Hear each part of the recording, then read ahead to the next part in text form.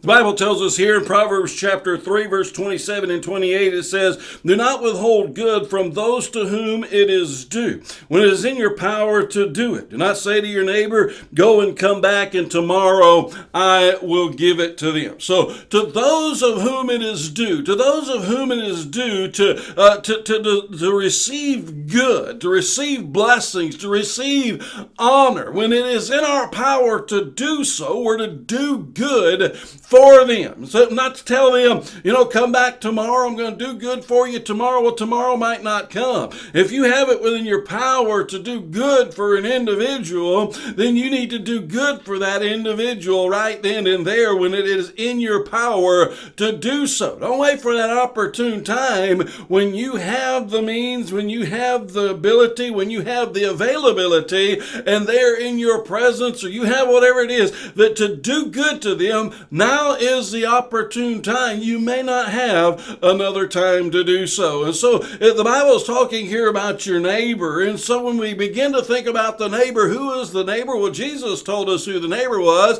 through the parable of the Good Samaritan. And he basically said everybody is your neighbor. Every single person is your neighbor. And so whether it's your physical next door neighbor or whether it's anyone within the world, we're to do good to those of whom it is due. Now, somebody gave you money, you need to maybe try to return to them an extra blessing. That you borrow money, now it is due to them automatically whatever it is that they let you borrow, but they blessed you. They did good to you. So you need to turn around and try to be a blessing to them, or whatever it is that they have blessed you in. You need to turn that around and do good to them and be a blessing unto them as well. But when we think about that, it's much more than just monetary. There's many people within this world that we need to be doing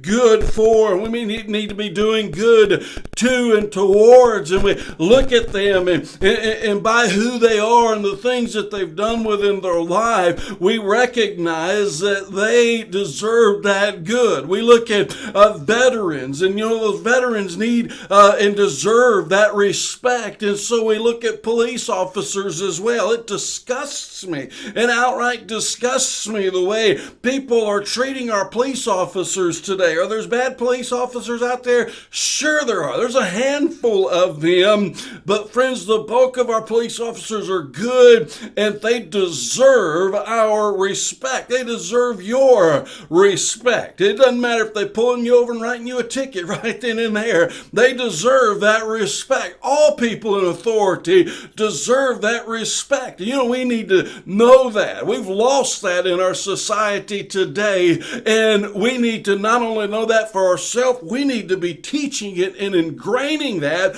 once again within our younger generation, because they have lost that. It is due to them respect the elderly. It is due to them respect. And so it may not be monetary, but we give honor and respect to those who are worthy and due that honor and respect. It's something that we're greatly losing in our society today. And when I see individuals that aren't showing that honor and aren't showing that respect, maybe they're showing contentment. You know what I see?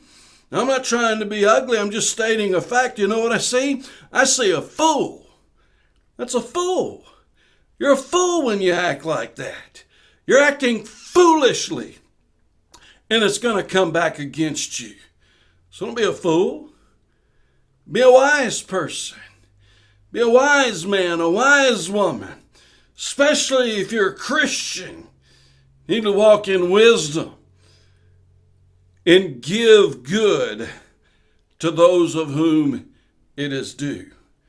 Every single one of us might not have monetary things to give, but every single one of us can give respect and honor and reverence to those of whom it is due.